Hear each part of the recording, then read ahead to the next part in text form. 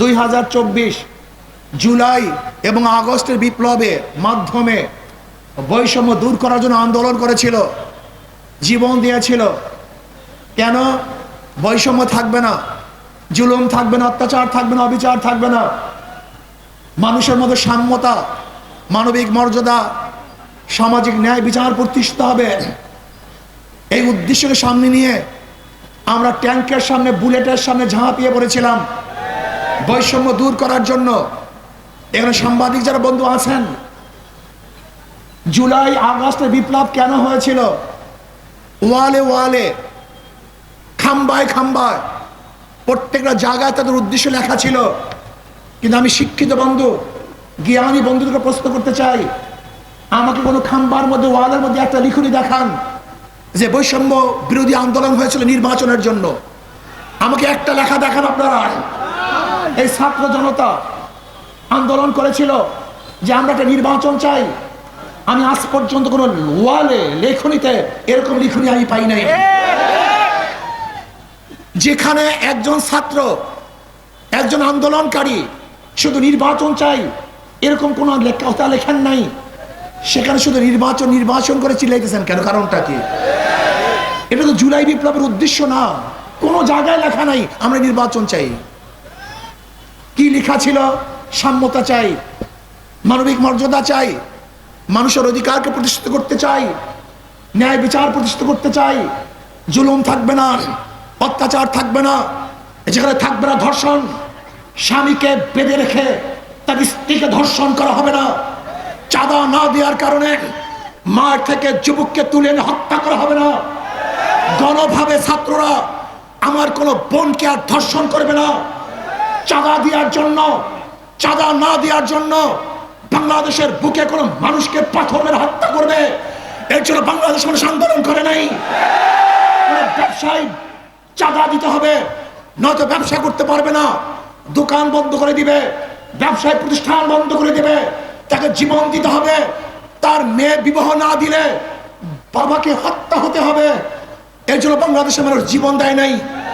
আপনারা দেখেছেন বগুড়ার মধ্যে বাবা রাজি হয় নাই তার মেয়েকে বিবাহ দেওয়ার জন্য, এর জন্য বাবাকে হত্যা করা হয়েছে। এর জন্য বাংলাদেশের মানুষ জীবন দেয় নাই। আজকে কি দেখেছি? যারা ভবিষ্যতে ক্ষমতায় যাওয়ার চিন্তা করতেছে সব জায়গায় চাঁদাবাজি, জুলুম, অত্যাচার, অবিচার। ন্যায় বিচার প্রতিষ্ঠিত করার জন্য আন্দোলন করেছিলাম, কিন্তু কোনো আদালত ন্যায় বিচার করতে পারছে না। আপনি গিয়ে দেখেন এই নরসিংদী আদালতের অবস্থাটা কি, কোর্টের অবস্থাটা কি।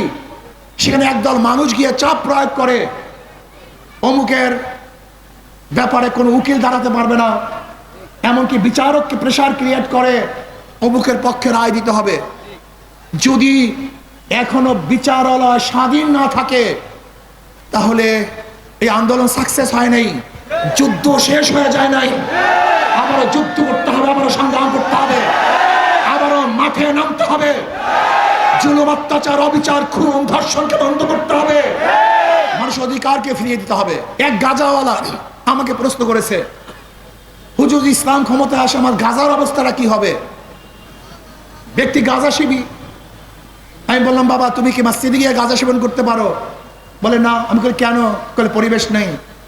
আমি বলি ইসলাম ক্ষমতা আসলে গোটা বাংলাদেশটা এমন পরিবেশ হবে যেখানে তুমি নিজেই গাঁজা সেবন করবে না। আপনাদের বিশ্বাস হয় নাই? আপনারা বলেন তো এখানে যারা আছেন এর মধ্যে কি একজন ধূমপান করেন এরকম লোক নাই? এখন খান না কেন? বিড়ি পান করেন না কেন? কথা বলেন। নিষেধ করেছি, বাধা দিয়েছি, কেন খাচ্ছেন না? আপনি কেন বুঝেন না? আমার অনেক দাড়ি কামানো বাবা, তারা মনে করে ইসলাম ক্ষমতা আসলে আমাকে দাড়ি রাখতে হবে, ইসলাম ক্ষমতা আসলে টুপি পরাতে হবে, ইসলাম ক্ষমতা আসলে লম্বা জামা গায়ে দিতে হবে, নয়তো আমার উপায় নেই। আচ্ছা বলেন তো, আপনি দাড়ি ছাড়া, টুপি ছাড়া, সুন্নতি জামা ছাড়া যখন মসজিদে যান, মসজিদ থেকে আপনি বের করে দেন? মসজিদের চেয়ে উত্তম জায়গা কোথায় আছে? সবচেয়ে পবিত্র জায়গা মসজিদ, সেখান থেকে আপনাকে বের করে নাই আর গোটা বাংলাদেশ থেকে আপনাকে বের করে দিবে? এই নেগেটিভ ধারণা আপনার মধ্যে কে দিয়েছে? অনেকে আবার বলে ইসলাম ক্ষমতা আসলে মহিলারা চাকরি করতে পারবে না, মানে ইসলাম ক্ষমতা আসলে আমার একজন মা বোন না খেয়ে থাকবে না। ইসলাম ক্ষমতা আসলে একজন বিধবা না খেয়ে থাকবে না, একজন এতিম না খেয়ে থাকবে না। আবার যারা চোর, তারা বলে ইসলাম ক্ষমতা আসলে আমার চুরির অবস্থা কি হবে? তোমাকে চুরি করার প্রয়োজনই হবে না, তোমার কাছে টাকা পৌঁছে যাবে। তুমি চুরি করবা কেন? তোমার টাকাই তো অভাব থাকবে না। পরিবেশেই মানুষ ভালো হয়। আজকে পরিকল্পিত ভাবে এই দেশটা কেমন খারাপ পরিবেশ বানিয়ে ফেলেছে, এখানে ফেরেশতারাও আজাজিল হয়ে যায়। আমি বারবার বলি ওই দলগুলি, এই আওয়ামী লীগ বিএনপি এমন একটা দল, ওখানে যদি ফেরেশতাও ঢুকে বের হবে আজাজিল হয়ে। বিশ্বাস হয় না? ভালো মানুষ ঢুকবে, খুনি হয়ে বের হবে। আপনাদের ধারণা কি বুয়েটের ফাহাদকে কারা হত্যা করেছিল? কারা হত্যা করেছিল? বাংলাদেশের মধ্যে সবচেয়ে 3% সন্তান, যারা সবচেয়ে মেধাবী, ওরা ছিল খুব ভালো ফেরেশতা তুল্য সন্তান, কিন্তু দলগুলি করার কারণে ওরা ফেরেশতা ছিল না, ওরা খুনি হয়ে গেছে। আমি মনে করি এটা এমন একটা ইঞ্জিন, এমন একটা ফ্যাক্টরি, যেখানে ভালো মানুষ ঢুকবে, খারাপ হয়ে বের হবে। আর ইসলাম এমন একটা ফ্যাক্টরি, এখানে হাজারো খারাপ মানুষ ঢুকবে, ভালো হয়ে বের হবে। আজকে আমাদের সন্তানদের মুখের মধ্যে গাঁজা, এই গাঁজার টাকা কারা দেয়? আজকে আমাদের সন্তানদের, মুসলমান বাংলাদেশের সন্তানদের মুখের মধ্যে ইয়াবা। জানে না ইয়াবা কোথা থেকে আসে?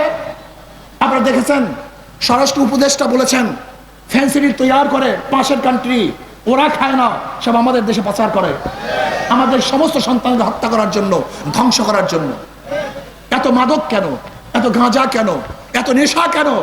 আপনারা জানেন যে এই জাতি নেশাগ্রস্ত হয়ে যায়, সেই জাতিটার মুক্তি নাই, কল্যাণ নাই, অবশ্যই ধ্বংস হবে।